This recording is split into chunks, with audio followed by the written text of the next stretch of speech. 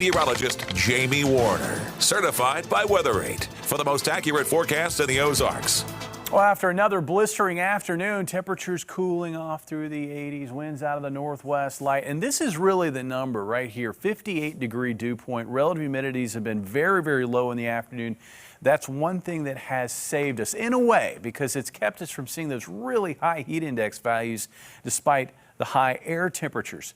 But it also plays into that wildfire risk. That's one of those numbers that we're looking at, that relative humidity. And when it drops below 30%, like it is in these kinds of conditions that we're finding in the afternoon, well, that increases that wildfire danger. Thankfully, the winds have been light, but I do expect them to pick up a bit as we head into this upcoming weekend. Here's a look at the highs today.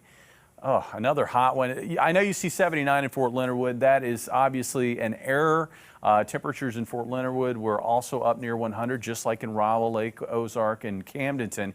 Here in Springfield, 103 degrees. And I don't want to leave out the fact that Mountain Home had a high today of 107. This was a pocket right in here where temperatures were likely in that 104 to maybe as high as 108-degree range this afternoon. Looking at the month of July, it's been a hot month. I had a Facebook question earlier today.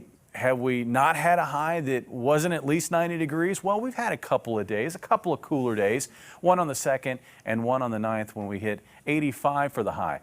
But this is what we're dealing with now, temperatures in the triple digits. And today was the second day in a row, and that's something I'm going to watch for, because while these temperatures that we're going to see over the next several days won't be the hottest temperatures that we've seen on record, the number of days that we're going to string together possibly, that's something that's going to be very notable. It looks like there's a very high likelihood that we could see at least 6 days in a row with temperatures hitting 100 degrees. And if we do that here in Springfield, if we do that, that will be the first time since 1980. Conditions right now very quiet across the middle of the country. You can see kind of where this cool front is. Some isolated storms firing up near that front, near the Ohio River. But, you know, I don't even like calling this a cool front because it's not cooling anything off. The scorching heat that we had today isn't going anywhere. You can see this blanket of warmth across the middle of the country. Notice that that cool front didn't put a dent in that, and temperatures tomorrow look to be just about as hot as they were today in many locations after a pleasant morning. 69 for the morning low, an afternoon high of 102 here in Springfield. You'll see highs up around 100, 101 in most areas to the north, and it looks like 100 to 101 off to the south. The hottest readings tomorrow will be over toward I-49. Looks like about 105 in Joplin. So with temperatures like that, are we going to be setting new record highs? In Joplin, yes, I think we are. Here in Springfield, it looks like a pretty good chance that we're going to at least tie the record of 102. In Joplin, I think we're going to beat the record of 102.